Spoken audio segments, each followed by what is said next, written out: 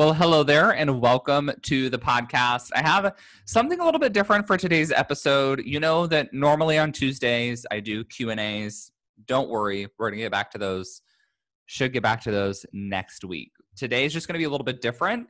Yesterday, registration, is that the right word? I don't know. But the Profitable Pro Bundle opened yesterday. So today I want to talk a little bit about my contribution to the bundle, but more importantly, I want to talk about how this program that I created kind of came to be. So if you've been listening to the podcast for a little while, you've probably heard some of my background, a little bit of my personal finance journey, my profitability journey, but it's been a minute. So I want to talk about it again.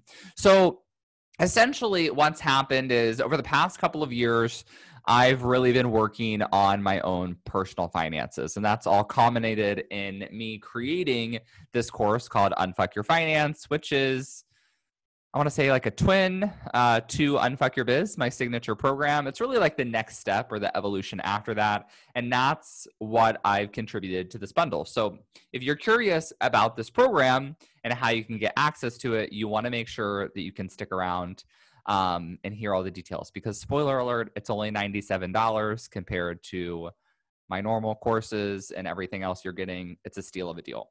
So I want to go back a couple of years and talk a little bit about my journey. So I've shared this on past episodes, but this was, I think, August of 2019. So about a year and a half ago, we were on my 30th birthday trip in New York City, and I was reading some books on personal finance, cash flow management, all that kind of stuff. And I spent some time on an airplane, of all places, really crunching the numbers in my business to figure out what my profitability was. And what I found out was that about 60 to 70% of all of my business income every single month was going back to business expenses. That is not good. Like, that might be okay for some businesses, but I was running an online service-based business that should have relatively low overhead. At the time, I was in a pretty high-level mastermind, so that was a fair amount of money. Actually, I think that was right before I joined the mastermind. Either way, I was paying like $1,000 a month for rent at my WeWork office. I had a few other big expenses. And so I ended up deciding to move into a home office, which turned out to be great. I really thought I would hate it, but it's been a year and a half and I really like it so far. So I saved $1,000 there. I cut out a bunch of subscriptions and I cut about $1,500 out of my monthly expenses, which took it from 60 to 70 down to like 40, 50%, depending on the month. So I worked over the next several months. And as I started making more money, I kept the expenses relatively low and got my profit up to about 70%. And now I've managed to keep it there as I continue to grow my business. So now I have more expenses because I've hired virtual assistants. I've started running some ads. Those can be costly, depending on how much money you're pouring into them. But the goal is to always keep profitability at 30%. So in my program, I teach about cash flow management. I talk a lot about what I call the what the fuck happened to my money hamster wheel, where our expenses just get out of control. I went through that journey myself. I wouldn't say that I've like all the way fixed the problem, but I've gotten there pretty well. So that's something that I help my students with in Unfuck Your Biz. But what really kind of spurred this for me was conversations that I'd had with my husband. So I don't talk a lot about like my actual personal life here on the podcast, but I want to share just a little bit of insight. So my husband is 10 years older than me. He bought the condo we are currently in about 5 years ago. It's been perfectly lovely. It's amazing. I love it. I know that I'm very privileged to like technically be a homeowner at the age that I am in the expensive city that I live in. So I've been very happy here, but my husband has been eager to move. So he turned 40 last year. I think in his mind, he's just thought, I've been a working professional for 15 years. I'm really ready to have like my own dream home. And the fact of the matter was that wasn't really a reality until I was able to contribute more to the bills.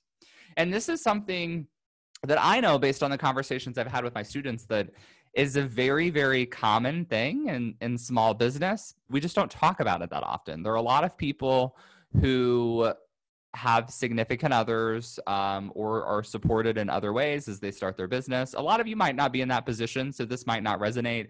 Maybe you work your own full-time job for several years as you're trying to get your own business off the ground, or maybe you're in a position similar to mine.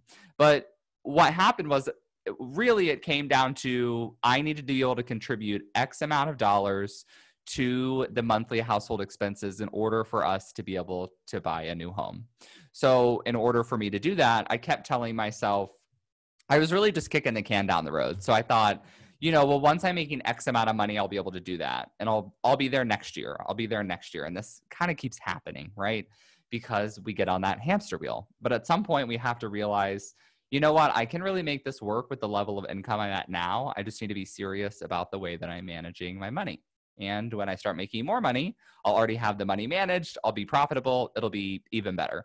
So that's what I did. I really buckled down, and I'm happy to report now, about a year and a half later, I've gotten my business consistently to the profitability that it needs to be, that I can contribute, to be perfectly honest with you, not even half or not even really close to half of what our total household expenses are going to be, but enough to support the goals that we set forth with the house that we want to buy. So we are now in escrow for our dream house. Very, very exciting. We're going to move in a couple of months. But along this process, what I also realized was that I had really terrible credit and really bad personal finance history as well. I shared on my Instagram a couple of months ago, I don't remember when that was, it may have been in December, about my Mini Cooper, Meryl the Mini, who I bought in law school on a 21% interest car loan, which, like, looking back, I'm surprised that's even allowed. Like, I'm surprised that's legal. It was a 5-year loan. It was a $9,000 car. I probably ended up spending, like, paying $18,000 for that damn car. This is also why I love it now and, like, never want to get rid of it, because it cost me so much money. I finally, like, paid it off, after 5 years, and drive that thing everywhere. So really fun. You should go check out that Instagram post, because I ask people to share on there one embarrassing thing that they might otherwise be afraid to share on social media. We got a lot of fun responses that made all of us feel much better about our own financial situation. So I shared that story. I was also, like, actively working on, just in the past 6 months, really getting my credit score up for this house that we wanted to buy. And I signed up for Credit Karma. I did the whole thing. I read like 5 different personal finance books.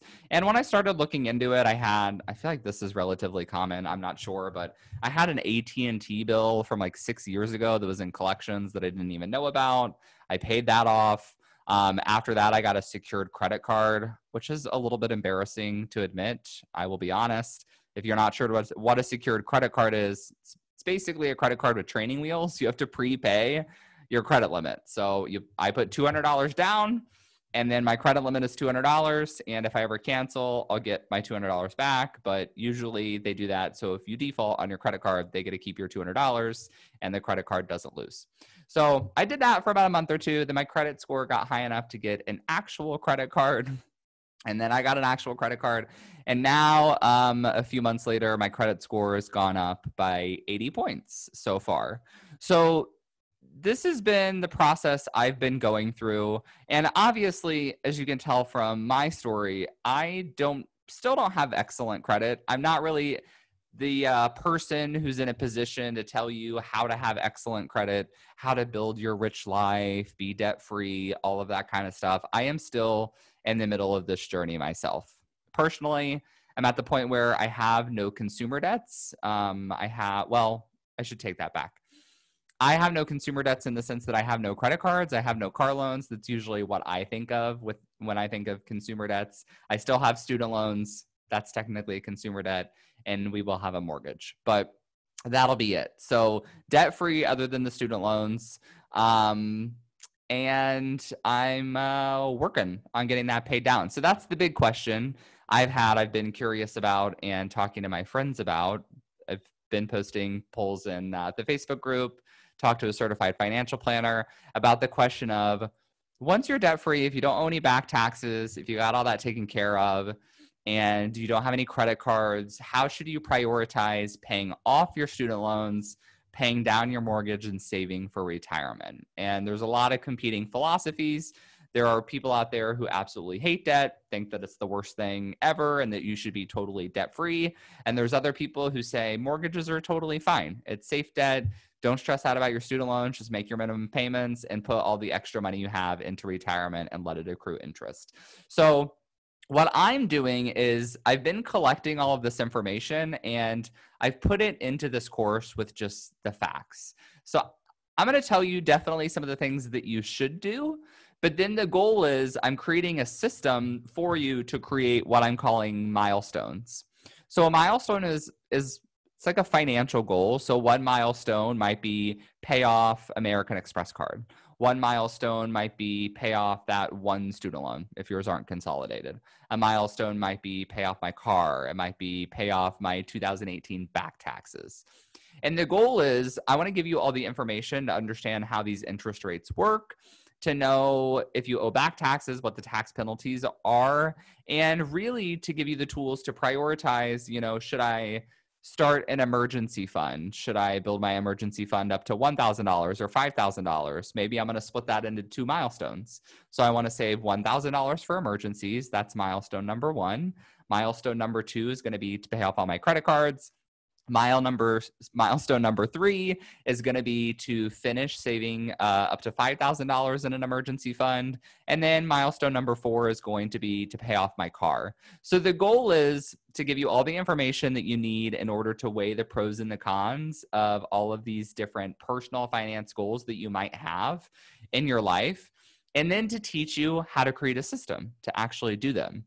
So while I'm not going to tell you exactly which retirement account to open, that's a great thing to ask a certified financial planner. I'll give you some guidance. But what I can do is tell you how to create a system to reach those goals, because that's what I personally really like.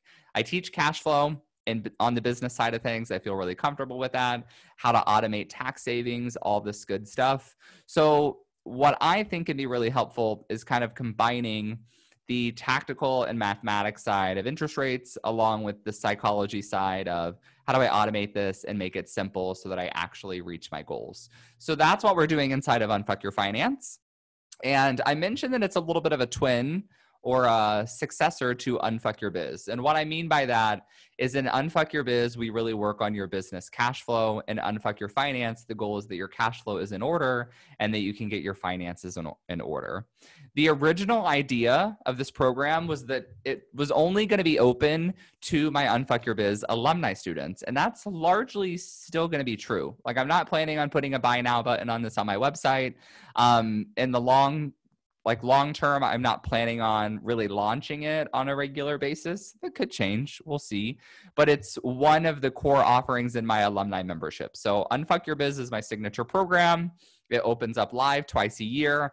After the program is over, it's 10 weeks long, my students can join our alumni membership. And in there, they get extra content. So we have a course called Unfuck Your Contracts, which goes beyond the client contract, and they can get contractor agreements, work on their web terms, they have cancellation agreements, all this kind of stuff. And we do weekly Q&As where they can get help with those. We also have Unfuck Your Systems, which teaches them how I manage and run my own business.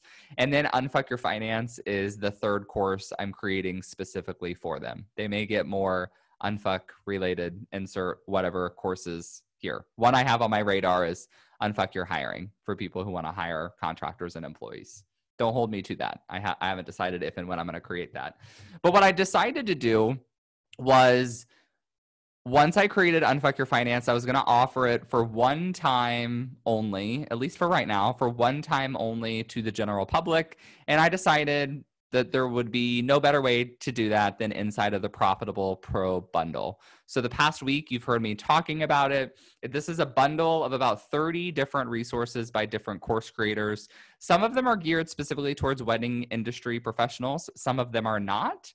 But this is why I wanted to offer a really, really stellar program.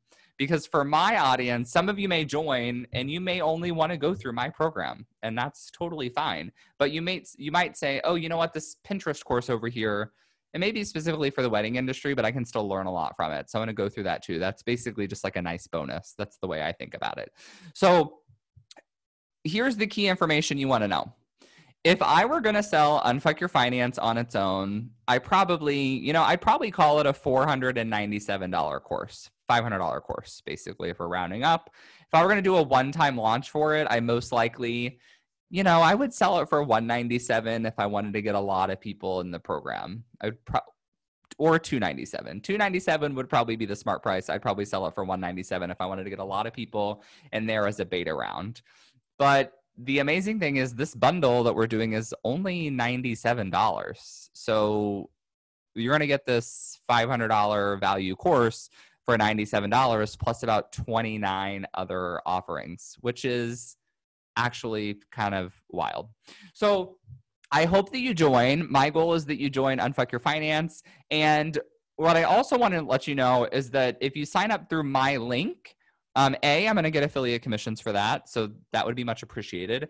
But B, in order to incentivize you to sign up through my link, I'm going to do a special bonus. So if you sign up through my link for the Profitable Pro bundle, you're also going to get 4 different Q&As with me. We're going to basically do like a live course kind of situation over 2 weeks, 4 calls over 2 weeks. It's a 4-module course. So we'll have 1 call for each module.